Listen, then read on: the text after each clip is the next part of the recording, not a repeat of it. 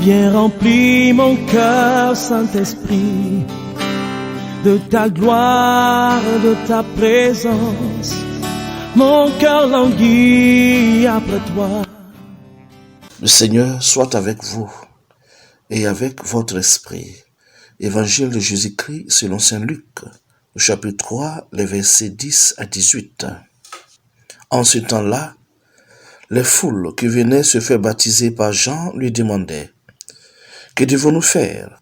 Jean leur répondait: « Celui qui a 2 vêtements, qu'il partage avec celui qui n'en a pas. Et celui qui a de quoi manger, qu'il fasse de même. » Des publicains, c'est-à-dire des collecteurs d'impôts, vinrent aussi pour être baptisés. Il lui dit: « Maître, que devons-nous faire ?» Il leur répondit: « N'exigez rien de plus que ce qui vous est fixé. » Les soldats lui demandèrent à leur tour: « Et nous, que devons-nous faire ?»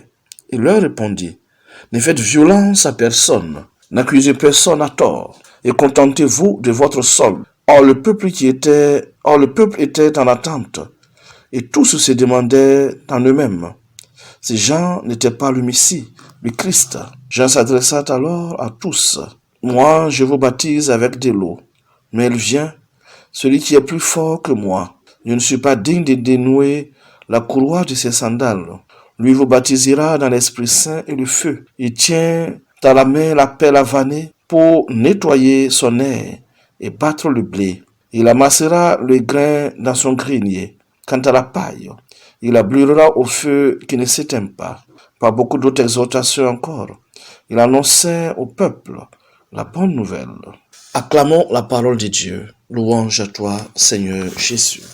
Chers frères et sœurs, nous sommes au 3e dimanche de l'Avent de l'année liturgique C. Les textes que nous avons suivis tout à l'heure nous invitent à la joie.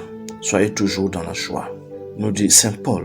Comment ne pas être un peu perplexe quand on réentend ce passage de l'Épître aux Philippiens qui invite les chrétiens et les chrétiennes à être toujours dans la joie. Soyez toujours dans la joie.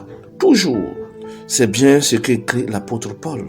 Et comme s'il craignait de ne pas bien se faire comprendre, il écrit à 2 reprises: « Laissez-moi vous le redire, soyez dans la joie. » Je suis persuadé qu'en entendant ces paroles, certains parmi vous doivent penser que l'apôtre Paul devait être un peu naïf ou qu'il était trop enthousiaste le jour où il a écrit ces mots, car il n'est pas possible d'être toujours dans la joie.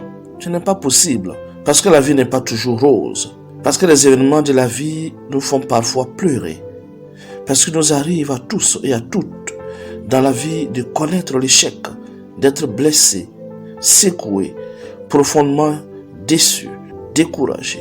Et alors, on n'est pas dans la joie, on est dans la tristesse. Je connais plusieurs personnes qui vivent dans la tristesse et non pas dans la joie. Je connais des enfants qui sont souvent tristes, qui ont souvent des grands yeux tristes. Ils ont de bonnes raisons d'être tristes. Ils ne sont pas compris. Ils sont parfois frappés. Ils manquent de vêtements, de jouets, de nourriture. Ils manquent surtout d'amour. Je connais des jeunes qui sont souvent tristes. Ils sont tristes parce que ça va mal dans leur famille, ou parce qu'ils ne réussissent pas à l'école, ou parce qu'ils vivent dans un pays où il y a de la guerre. Je connais des parents qui sont tristes. Ils sont déconcertés par les attitudes et le comportement de leurs enfants. Ils arrivent difficilement ou n'arrivent pas à joindre les 2 bouts à la fin du mois. Ils n'ont pas d'emploi. Je connais aussi des personnes âgées qui sont tristes. Elles sont tristes parce qu'elles vivent dans une solitude qui leur pèse et leur fait mal. Parce que personne ne vient les voir. Les enfants ne viennent plus les visiter. Peu de joie, très peu de joie traverse leur vie. Alors quand Saint Paul écrit « Soyez toujours dans la joie », est-ce qu'il n'est pas naïf? Est-ce qu'il ne rêve pas sans couleur? Est-ce qu'il ne se trompe pas? Est-ce qu'il ne nous invite pas à une chose impossible? Pour répondre à cette question, il faut lire très attentivement ce qu'a écrit Saint Paul. Il n'a pas seulement écrit « Soyez toujours dans la joie », il a écrit « Soyez toujours dans la joie du Seigneur ». Ce que veut dire, chers frères et sœurs, soyez dans la joie à cause du Seigneur Jésus.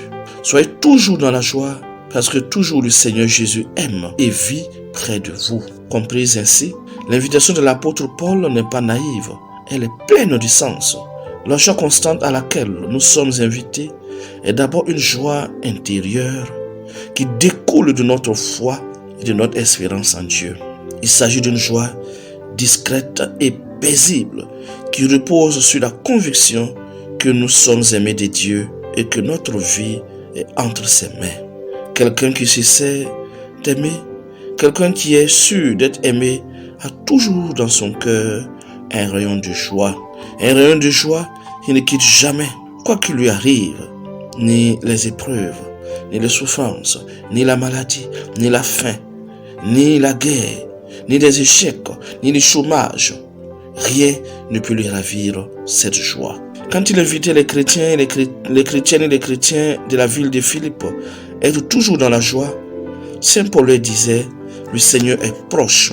C'est que vous leur dire, soyez dans la joie, soyez toujours dans la joie, parce que le Seigneur Jésus vient constamment vers vous, parce qu'il vous tend la main et parce qu'il vous accompagne tout au long de votre vie et quoi que vous ayez à vivre.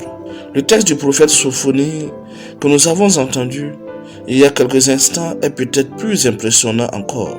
En s'adressant à Jérusalem, qui représente le peuple de Dieu, Sophonie s'écrie, pousse des cris de joie, éclate en ovation, réjouis-toi, tressaille d'allégresse, puis donne la raison de cette joie à laquelle il convoque le peuple. La raison c'est que le Seigneur ton Dieu est en toi. Il t'apporte le salut, il t'apporte lui-même sa joie, il t'apporte sa paix. Pour entrer, dans la joie, chers amis, je vous invite aujourd'hui à réfléchir aux paroles de l'apôtre Paul et à celles du prophète Sophonie. Nous cherchons tous la joie, nous cherchons tous la paix. Dieu peut nous donner la joie, il peut nous apporter la paix. C'est le message que nous transmet la parole de Dieu aujourd'hui.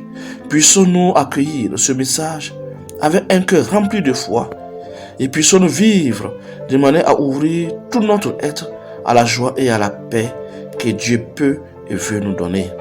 Dans le passage de l'évangile de Saint Luc que nous avons lu, on nous disait que des foules étaient allées auprès de Jean le Baptiste afin de lui demander ce qu'il leur fallait faire pour accueillir le salut, pour accueillir le Messie, pour accueillir dans leur vie la joie et la paix qui viennent de Dieu. Jean-Baptiste leur répondit qu'il n'avait pas à faire des choses extraordinaires, mais simplement à vivre en partageant ce qu'ils possédaient, en accomplissant consciencieusement leur devoir d'État et en respectant les autres. Celui qui a 2 vêtements, qui partage avec celui qui n'en a pas. N'exigez rien de plus que ce qui vous est fixé. Ne faites ni violence ni tort à personne. Voilà ce qu'il leur conseillait. Des conseils simples, faciles à mettre en pratique. Pourquoi ne pas les suivre, ces conseils? Si nous les suivons jour après jour, Dieu sera près de nous. Il habitera en nous. Il nous donnera sa joie. Il nous apportera la paix. Et alors, je crois qu'il nous sera possible, comme l'apôtre Saint Paul nous y invite, d'être toujours dans la joie du Seigneur. Que Dieu fasse qu'il en soit ainsi pour chacun et chacune d'entre nous. Qu'il fasse qu'il en soit ainsi pour tous les enfants du monde, pour tous les jeunes du monde, pour tous les parents et pour toutes les personnes âgées qui habitent sur notre terre. Oui, que Dieu fasse qu'il en soit ainsi et qu'il nous aide à répandre autour de nous sa joie et sa paix. Bon dimanche à toutes et à tous et que Dieu nous bénisse.